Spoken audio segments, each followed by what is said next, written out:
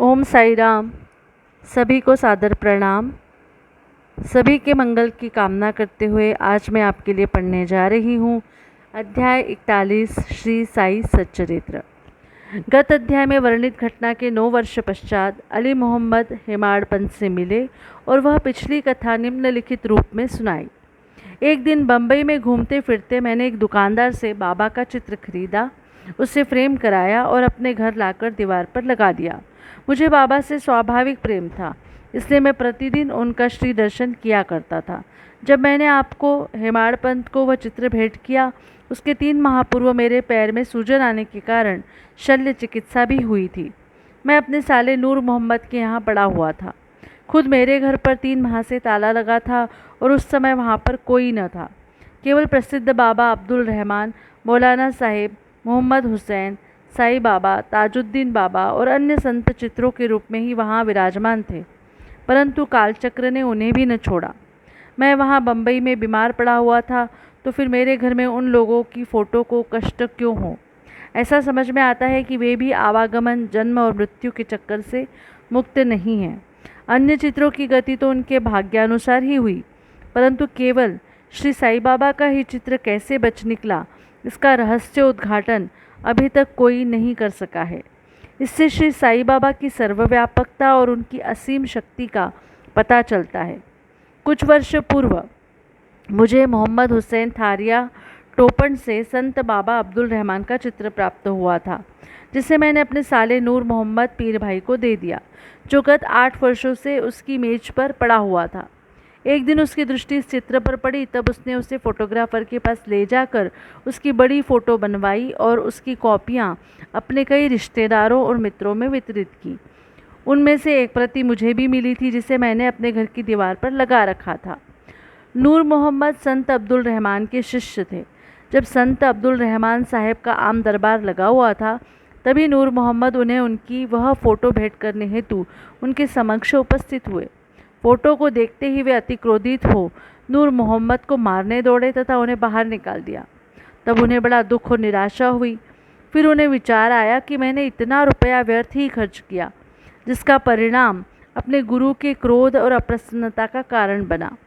उनके गुरु मूर्ति पूजा के विरोधी थे, इसलिए वे हाथ में फ़ोटो लेकर अपोलो बंदरगाह पहुँचे और एक नाव किराए पर लेकर बीच समुद्र में वह फ़ोटो विसर्जित कराए।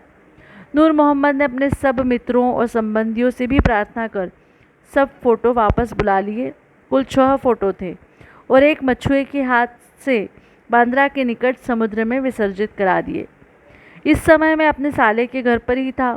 तब नूर मोहम्मद ने मुझसे कहा कि यदि तुम संतों के सब चित्रों को समुद्र में विसर्जित करा दोगे तो तुम शीघ्र स्वस्थ हो जाओगे।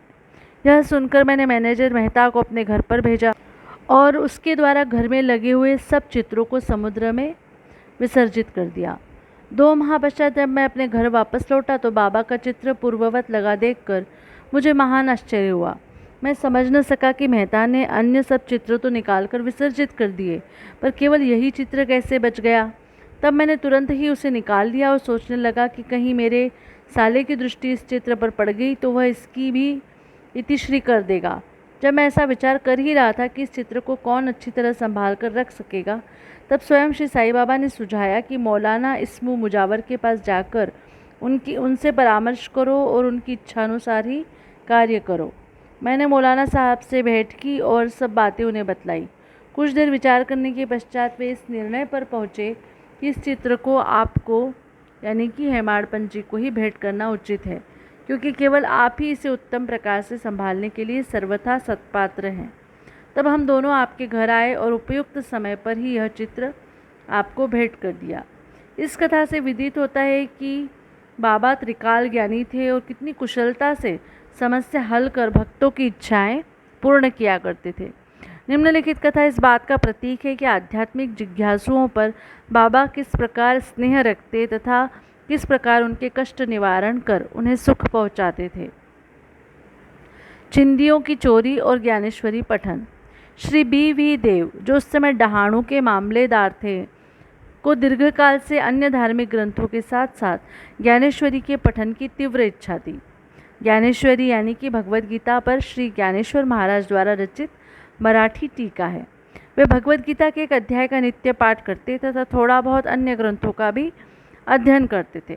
परंतु जब भी वे ज्ञानेश्वरी का पाठ प्रारंभ करते तो उनके समक्ष अनेक बाधाएं उपस्थित हो जाती, जिससे वे पाठ करने से सर्वथा वंचित रह जाया करते थे। 3 मास की छुट्टी लेकर वे शिरडी पधारे और तत्पश्चात वे अपने घर पौड़ में विश्राम करने के लिए भी गए। अन्य ग्रंथ तो वे पढ़ा नहीं करते थे, परंतु जब ज्ञानेश्वरी का पाठ प्रारंभ करते तो नाना प्रकार के कलुषित विचार उन्हें इस प्रकार घेर लेते कि लाचार होकर उनका पठन स्थगित करना पड़ता था। बहुत प्रयत्न करने पर भी जब उनको केवल 2-4 ओवियां पढ़ना भी दुष्कर हो गया, तब उन्होंने यह निश्चय किया कि जब दयानिधि श्री साईं ही कृपा करके इस ग्रंथ के पठन की आज्ञा देंगे तभी उसका श्री गणेश करूँगा। सन 1914 के फरवरी मास में वे सकुटुंब शिरडी पधारे। तभी श्री जोग ने उनसे पूछा कि क्या आप ज्ञानेश्वरी का नित्य पठन करते हैं? श्री देव ने उत्तर दिया कि मेरी इच्छा तो बहुत है, परंतु मैं ऐसा करने में सफलता नहीं पा रहा हूँ। अब तो जब बाबा की आज्ञा होगी तभी प्रारंभ करूँगा। श्री जोग ने सलाह दी कि ग्रंथ की एक प्रति खरीद कर बाबा को भेंट करो और जब वे अपने कर कमलों से स्पर्श कर उसे वापस लौटा दें तब उसका पठन प्रारंभ कर देना। श्री देव ने कहा कि मैं इस प्रणाली को श्रेयस्कर नहीं समझता, क्योंकि बाबा तो अंतर्यामी हैं और मेरे हृदय की इच्छा उनसे कैसे गुप्त रह सकती है। क्या वे स्पष्ट शब्दों में आज्ञा देकर मेरी मनोकामना पूर्ण न करेंगे? श्री देव ने जाकर बाबा के दर्शन किए और 1 रुपया दक्षिणा भेंट की।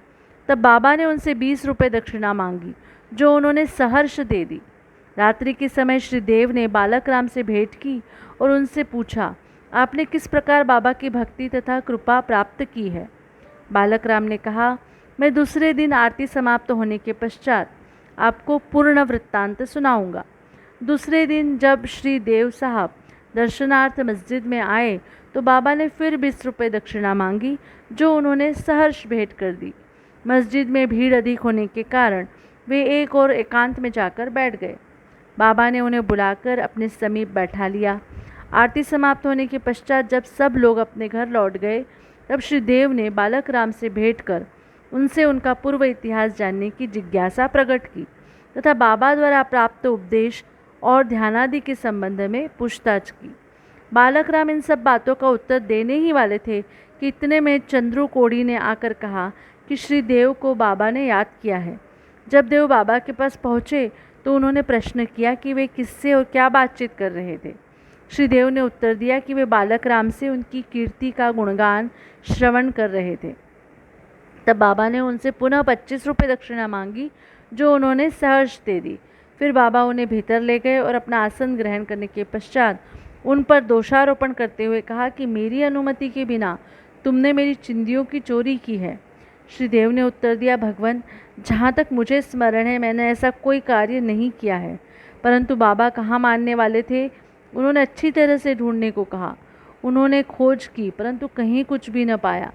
तब बाबा ने क्रोधित होकर कहा कि तुम्हारे अतिरिक्त यहाँ और कोई नहीं है, तुम ही चोर हो। तुम्हारे बाल तो सफ़ेद हो गए हैं और इतने वृद्ध होकर भी तुम यहाँ चोरी करने को आए हो।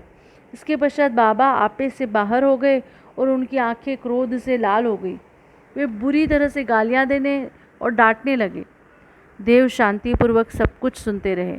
वे मार पड़ने की भी आशंका कर रहे थे कि 1 घंटे के पश्चात ही बाबा ने उनसे वाड़े को लौटने को कहा। वाड़े लौटकर उन्होंने जो कुछ हुआ था उसका पूर्ण विवरण जोग और बालक राम को सुनाया। दोपहर के पश्चात बाबा ने सबके साथ देव को भी बुलाया और कहने लगे कि शायद मेरे शब्दों ने इस वृद्ध को पीड़ा पहुंचाई होगी।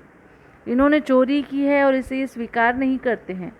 उन्होंने देव से पुनः 12 रुपये दक्षिणा मांगी, जो उन्होंने एकत्र करके सहर्ष भेंट करते हुए उन्हें नमस्कार किया। तब बाबा देव से कहने लगे कि तुम आजकल क्या कर रहे हो? देव ने उत्तर दिया, कुछ भी नहीं। तब बाबा ने कहा, प्रतिदिन पोथी ज्ञानेश्वरी का पाठ किया करो। जाओ वाड़े में बैठकर क्रमशः नित्य पाठ करो और जो कुछ भी तुम पढ़ो उसका अर्थ दूसरों को प्रेम और भक्तिपूर्वक समझाओ। मैं तो तुम्हें सुनहरा शैला भेंट देना चाहता हूँ, फिर तुम दूसरों के समीप चिंदियों की आशा से क्यों जाते हो? क्या तुम्हें यह शोभा देता है? पोथी पढ़ने की आज्ञा प्राप्त करके देव अति प्रसन्न हुए। उन्होंने सोचा कि मुझे इच्छित वस्तु की प्राप्ति हो गई है और अब मैं आनंदपूर्वक पोथी पढ़ सकूँगा। उन्होंने पुनः साष्टांग नमस्कार किया और कहा कि हे प्रभु, मैं आपकी शरण हूँ, आपका अबोध शिशु हूँ, मुझे पाठ में सहायता कीजिए। अब उन्हें चिंदियों का अर्थ स्पष्टतया विदित हो गया था। उन्होंने बालक राम से जो कुछ पूछा था वह चिंदी स्वरूप था।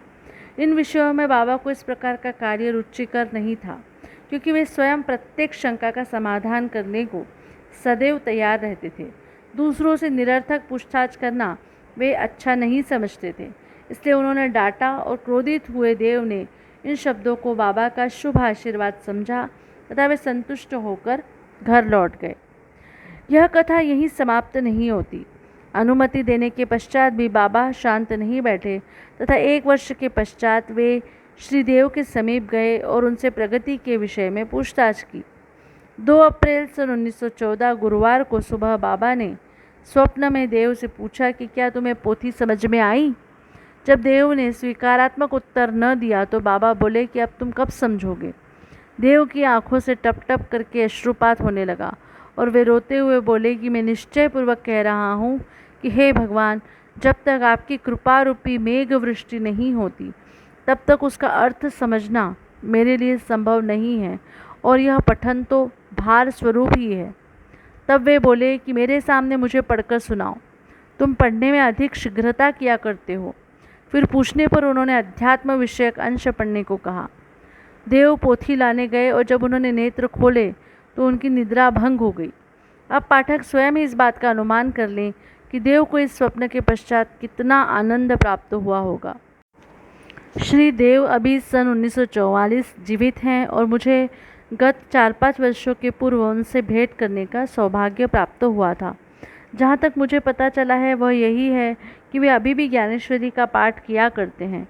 उनका ज्ञान अगाध और पूर्ण है। यह उनके साई लीला के लेख से स्पष्ट प्रतीत होता है। ये बात लिखी गई तारीख 19/10/1944 को।